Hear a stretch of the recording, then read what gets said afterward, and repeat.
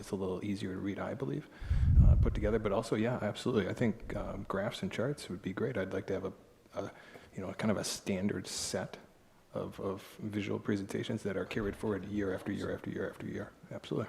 Yeah, There's that'd no be great. disagreement. There's a lot of examples out there, because I've looked at a lot of different cities, and there's great ones. Thanks, guys. Thank you, Mr. Heeman. Any other citizen input? All right, with that being said, I'd like to call this meeting to order. City Council meeting for Tuesday, November 19th. If we could all rise for pledge allegiance. I pledge allegiance to the flag of the United States of America and to the republic for which it stands, one nation, under God, indivisible, with liberty and justice for all.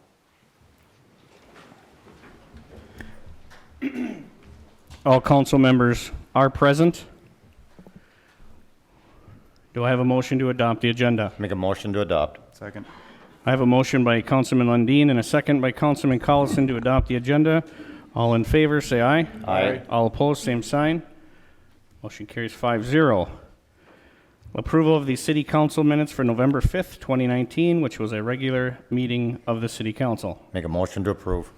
Second. I have a motion to approve by Councilman Lundin and a second by Councilman Collison. All in favor, say aye. Aye. All opposed, same sign. Motion carries 5-0. Announcements, Park and Recreation and Culture Board meeting will be Tuesday, November 26th at 6 p.m. City Council meeting Tuesday, December 3rd, 2019 at 7 p.m. And an EDA meeting will immediately follow that one, Tuesday, December 3rd as well. We have no, are there any council committee reports? None? All right, moving on to item 1J1, resolution approving certification of delinquent charges for city services and unpaid nuisance abatement charges collectible in 2020. Mr. Becker. Per city code, we've got a list attached for delinquent utilities, and on the second page, it's titled Attachment B, is 2 delinquent nuisance abatement charges. All of those to be certified per city code. They're all at least 30 days past due on the last day of September. And if approved, then this would be transmitted to the county and collected in 2020.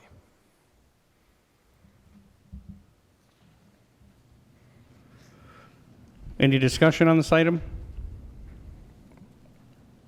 Do I have a motion to approve? Make a motion to approve. I'll second it. Motion to approve by Councilman Lundin and a second by Councilman Gordon. All in favor, say aye. Aye.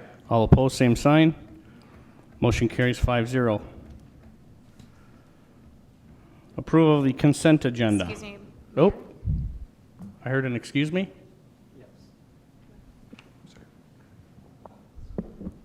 Yes, Mayor Johnson, City Council is a part of considering this. The letter was sent out, and that if anybody had any objections to the charges, this was their opportunity to speak to the council about it. And so if there's anybody out there, you would need to request or ask that this would be their time, appropriate time for them to speak. Thank you. So this would be considered a public hearing then? It is a business item, but like any business item, anybody from the public, if you recognize them, can come up and speak. Okay. Is there anybody that objects to that? Mr. Heeman, step forward.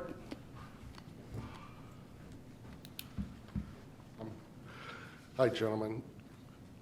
George Heeman, 323 Palomino Road. Thank you. I forgot to tell you that. I'm glad he gave me the opportunity to talk. I hope there's a revote on this, or a consideration. I received the letter. I was getting billed for stormwater sewer since the first of the year. It was the weirdest thing. I was getting some bills, and then none of them were consistent. None of them were really the same amounts. I came in, had a discussion, left here shaking my head. So I wish I would have brought that letter with me. It's in the car. It was just, it stated something like everything was under procedure. Well, in my case, it wasn't. Here's the reason I don't own the stormwater fee. 1, I was forced annexed into the city. 2, my property is below street grade. 3, all the stormwater that from my property goes into my own stormwater pond. It isn't a stormwater pond, it's a pond. 4, I gave you guys a free easement into that stormwater pond of mine to be able to put the water from Palomino Road into my pond. Now you're turning around wanting me to charge me for the same thing. I understand you're gonna say it's for maintenance. Another reason, the city council still has not decided what to do with code, and I believe fees should also be involved in that situation, because the Forest Annex families have a lot of new expenses that they never had in the past. One is property taxes, that was just discussed.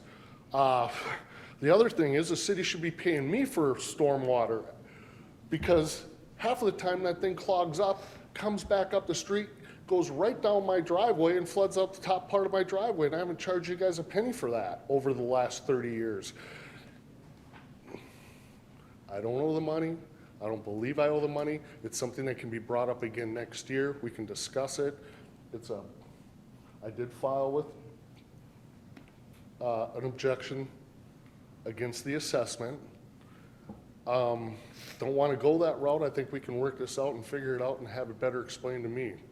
The calculations that Jason used, I don't believe apply to me at all. They're just figures that were just pulled out of somewhere. And I have 2 pieces of property, so I'm getting double dipped. Didn't you go out there physically and look at that? No, not this specific property. When these annex properties came in, we evaluated them individually, the same way we did every other property in the city. In this case, actually, looking at the numbers, we actually treated this as an undeveloped lot, even though he physically lives on it, to actually minimize his the equivalent residential unit, the amount that he's actually the stormwater utility fee would be. We also used the wetland, the National Wetland Inventory line work for that wetland that's on his property, and subtracted that out of the area of property that you own prior to applying the undeveloped acreage. And so the numbers are approximately 0.44, so less than half of one residential unit that most average residents actually are assessed at, to try and account for the larger undeveloped area, and that it would be possible to develop this lot, whereas these other parcels that have a home on it and can't be developed get their full 1 residential unit, just because they can't add more properties to them. So technically, we could apply 1 to one of these instead of 0.44, and then the other parcel is a vacant lot, so that would be left at that 0.44 either way. Do I access the stormwater system at all, my property?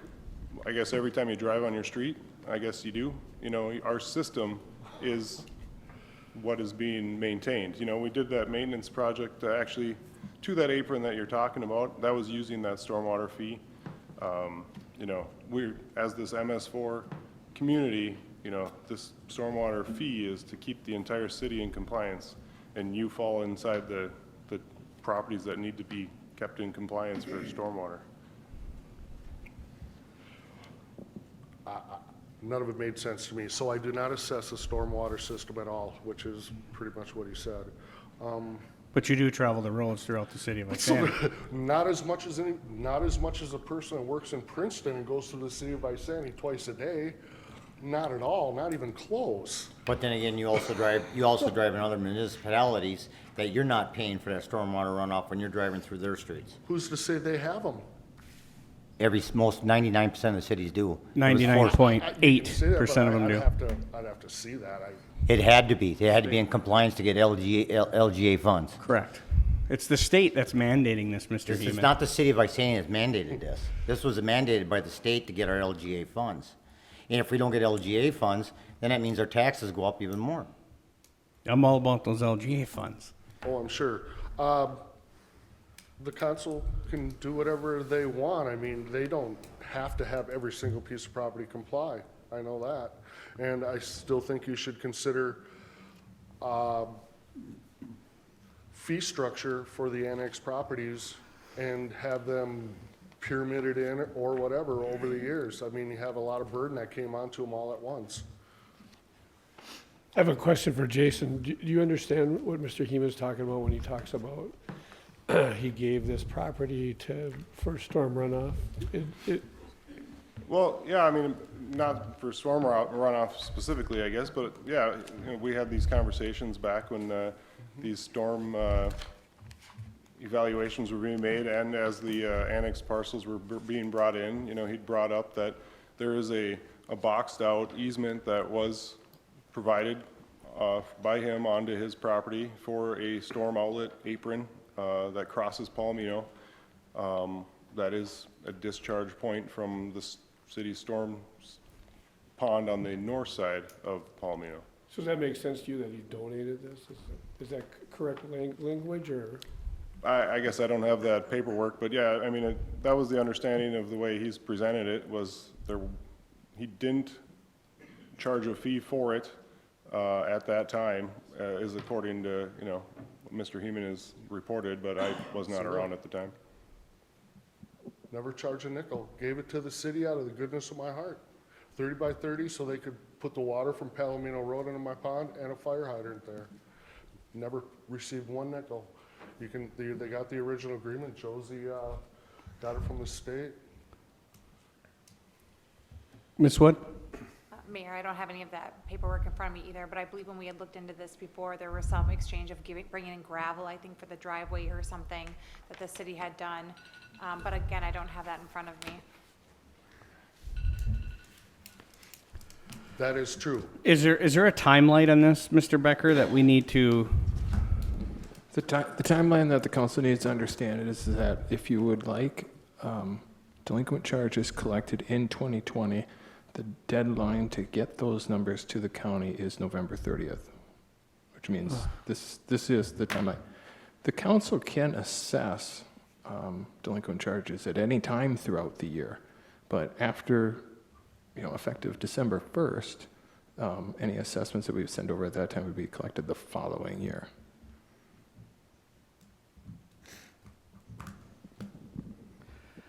You gentlemen have those figures in front of you. I hope you've looked at them.